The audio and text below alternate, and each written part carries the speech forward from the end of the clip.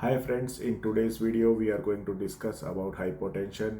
It is a very common occurrence in the ICU as well as in the wards, and sometimes you may encounter hypotensive patient in your OPD as well.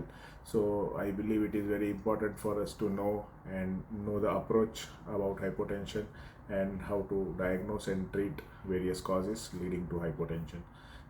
By definition, if you see, hypotension means drop in the systolic blood pressure by more than 40 millimeter of mercury from the previous or baseline blood pressure, or a systolic blood pressure of less than 90 as a single value.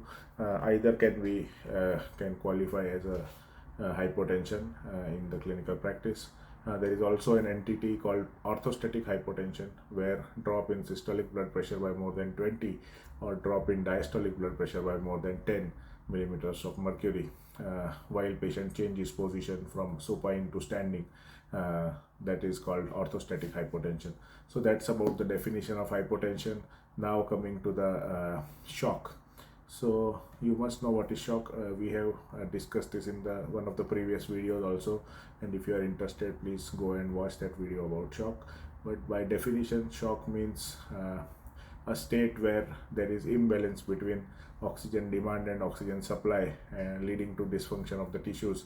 And shock can be of various types, as you know, but you always have to remember that if patient is hypotensive, they may or may not be in shock. And similarly, when the patient is in shock, especially in the early stage of shock, they may or may not be hypotensive. So hypotension and shock, they are little different things. They may coexist together at certain points, very frequently though, but you have to remember that they may exist alone as well. So that's about shock. So now I hope you know what is hypotension and what is shock. Now, how do you know whether any hypotensive patient is in shock or not?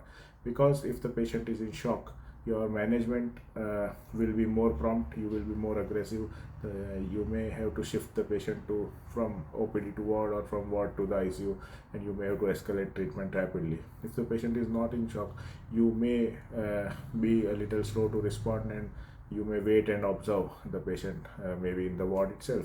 So that's why you need to know what are the features. So along with hypotension, patient may have tachycardia, altered mental status, tachypnea, cold, clammy peripheries. Patient may have decrease in the urine output, and if you do an ABG, patient may have metabolic acidosis, lactic acidosis. These are all signs. These are all various findings which are seen in shock. Together they are very specific, but individually they are not very sensitive or specific for shock. So if there are more than one findings which are suggestive of shock, then you should definitely consider that, and you should be very prompt and aggressive in treating the hypotension. Now, if somebody tells you that a patient has hypotension, what should you do? So first and foremost, you should check the blood pressure again, preferably by yourself, and ensure that the patient is actually hypotensive. Second step would be to look at the trend, see whether the patient was having normal pressure and suddenly the blood pressure has dropped, or whether the patient was having chronically low blood pressure. You have to ask the patient if the patient is in a position to give answer about history which suggests autonomic dysfunction or peripheral vascular disease.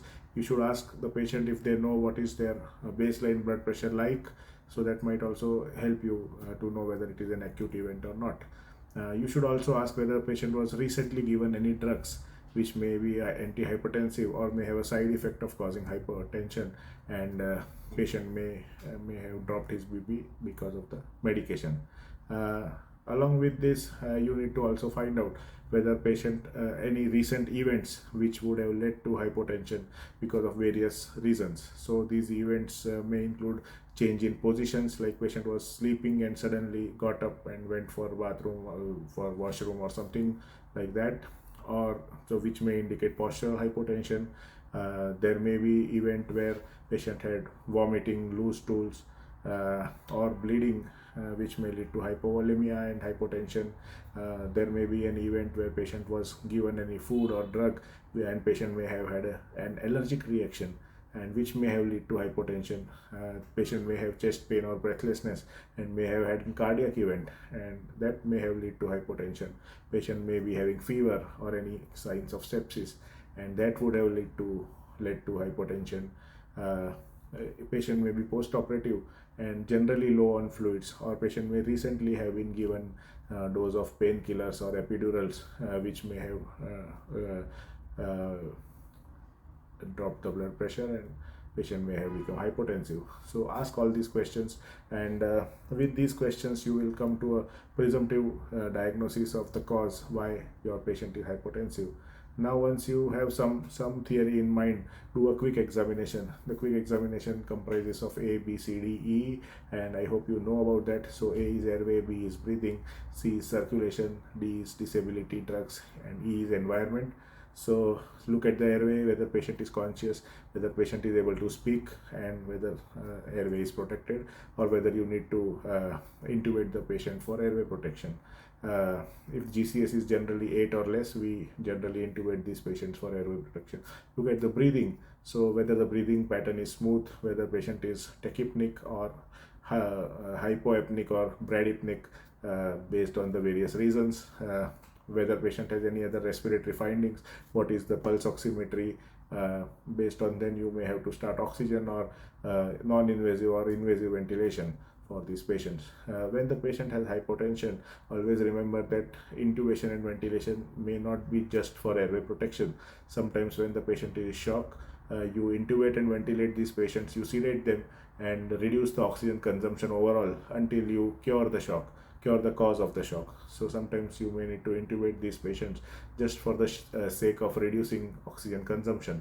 Coming to C, so you have to get IV line, preferably 16 or 18 gauge peripheral line.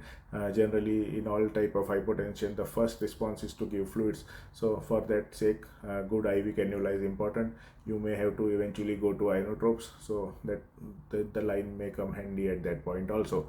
If you are finding difficulty in getting a line in emergency, you can get intraosseous access to administer initial fluid resuscitation. If you have time and expertise, you can go for central line also, and that might help you taking blood samples at the same time and administering inotropes as well.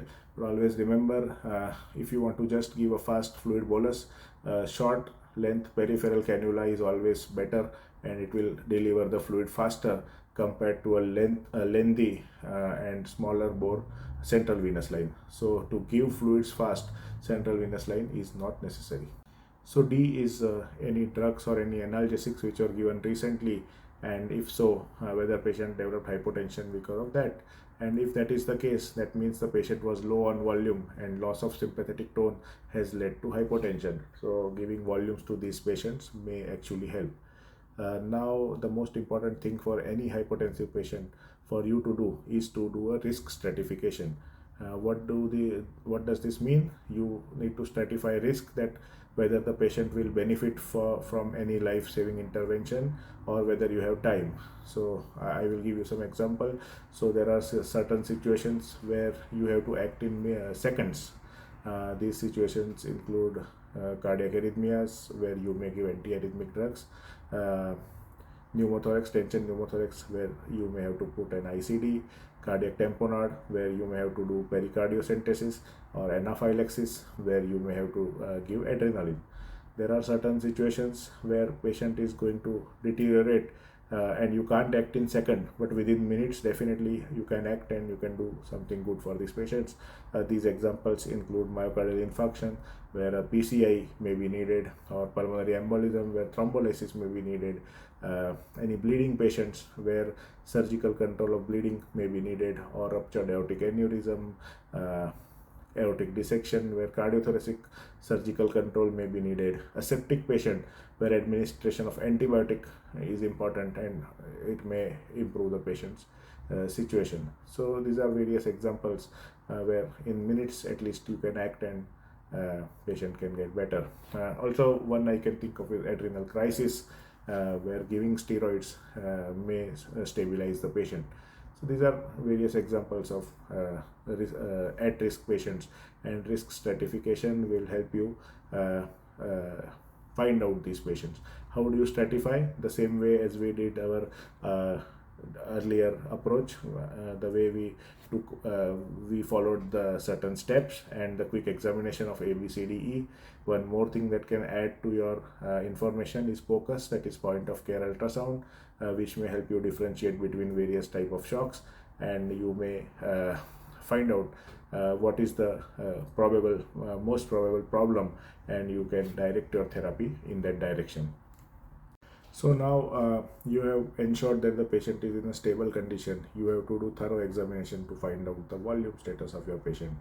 So examine the oral cavity mucous membranes, periphery, look at the neck for raised JVP, auscultate lungs, auscultate heart, examine the abdomen, and determine the volume status of your patient.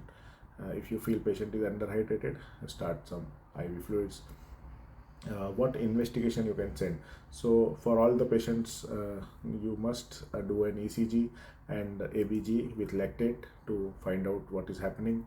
The other investigations are depending on what kind of pathology you are thinking, but generally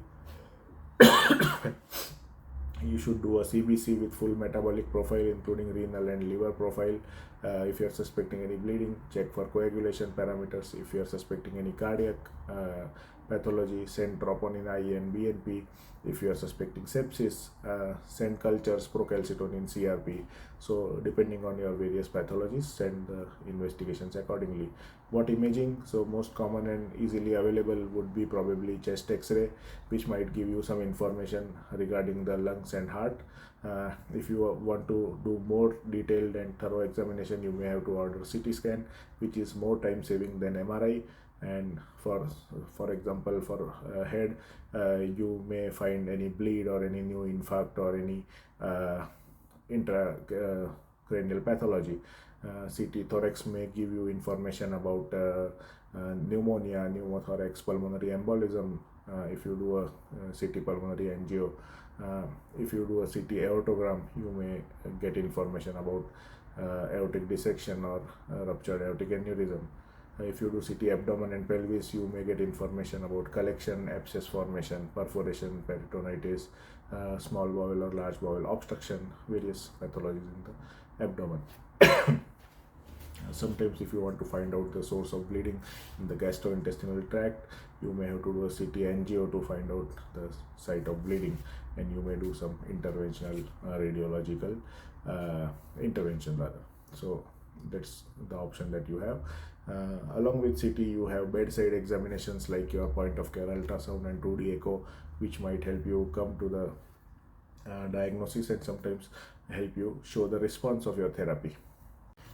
Now, what kind of monitoring is required? So even if you are in the OPD or in the ward, definitely you need to monitor the heart rate. You need to increase the cycling of checking your blood pressure. So you may have to check your blood pressure, non-invasive blood pressure, every 3 to 5 minutes to ensure that you are not missing any acute hypotension, further drop in the blood pressure. If the patient is in ICU, obviously you have more access to various other monitoring tools. So you have to monitor the ECG with heart rate, pulse oximetry. If the patient is intubated, capnography and end-tidal CO2. You have to sometimes, if the hypotension is persistent, you may have to put an arterial line to accurately monitor blood pressure, and it may help you do repeated blood gases also. If the shock is still not improving after your initial therapy and you need to do more workup, you may go for advanced hemodynamic monitoring, which includes cardiac monitoring, your PICO or LIDCO with your pulse pressure or stroke volume variation and your cardiac output. If you are not able to find out the cause of your shock, that is an undifferentiated shock, you may have to put a PA line. Based on the previous data that we have got, PA catheter has not shown any benefit in improving mortality if it is used routinely. But I believe that it is a monitoring tool and it may not improve mortality. It is you or the person who is behind the monitor which may actually improve the mortality by using data provided by any monitoring tool. So when you are not able to differentiate the cause of your shock, use a PA line. If the patient has a right heart failure and pulmonary hypertension, PA line may be useful.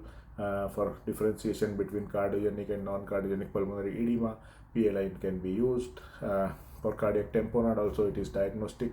So these are the probably the indications where PA line can be used. It can also be used to titrate your therapy, whether to go up on fluid or whether to increase the inotropes or vasopressors. So in certain conditions, PA line can also be used.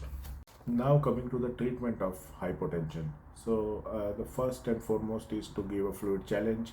Why I'm saying challenge? Because after giving that fluid, you are going to assess the patient's blood pressure and response and find out whether they are responding to fluid or not. Generally, the fluid challenge comprises of 500 to 1000 mils of crystalloid given over a short period of 10 to 15 minutes. You may use a pressure bag to push fluids, or you may use a three-way, and with a 20 or 50 ml syringe you may have to push fluids rapidly. So that's the fluid challenge.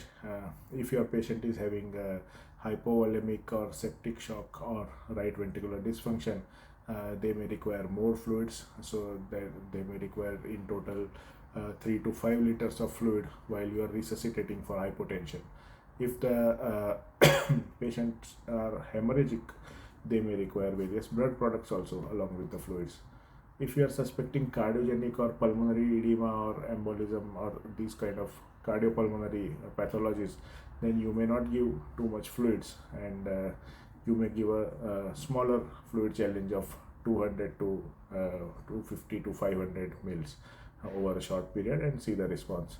If you have advanced hemodynamic monitoring, the main thing that you want to see here after giving a fluid challenge is whether that fluid is translating into improvement in your cardiac output.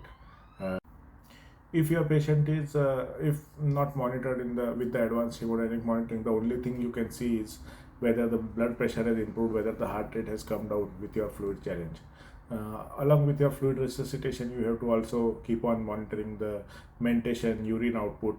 You may repeat an ABG and lactate after 2 hours or 4 hours to find out whether you are going in the right direction. What fluid to use? In most of the scenarios, crystalloid, normal saline or Ringer's lactate. You may use blood products if you are replacing blood. So in hemorrhagic shock, you may have to use PEG cells or other blood products depending on the indication. Second thing you may have to give is vasopressors, and as the name itself suggests, they will increase the vasoconstriction and improve the blood pressure. So these include most commonly and most effectively used one is the noradrenaline. The other options on the same line you have are phenylephrine, metaraminol, ephedrine. These are more used for short-term basis, and they can be given peripherally also, so that is an added advantage. But eventually you may have to put a central line and give noradrenaline as a vasopressor. Second line is vasopressin or terlipressin, and if the patient is still refractory, you may use dopamine or adrenaline, which are not the first line of vasopressors. Next category is inotropes. So there are two choices here with us which are commonly used. Dobutamine and milrinone, both are inodilators, so they reduce the preload and increase the contractility of the heart. So generally they are not used alone, because if used alone they may worsen your hypotension. So generally they are used in conjunction with the vasopressors. Dobutamine is more commonly used, but it is arrhythmogenic, so you have to take the decision wisely which one you are choosing. Next one is obviously treating the primary cause of shock. Like for anaphylaxis, you give adrenaline. For adrenal insufficiency, you give steroids. For sepsis, you give antibiotics. For hypovolemia, you have already, as we discussed, you give fluids or blood products depending on the indication, and various other interventions like surgical control of bleed, putting a intercostal drain or draining a pericardial tamponade, thrombolizing pulmonary embolism, and all these things that we have discussed already. If the shock is refractory and patient is not improving with your intervention so far, probably it is time to consider whether patient requires any mechanical circulatory support.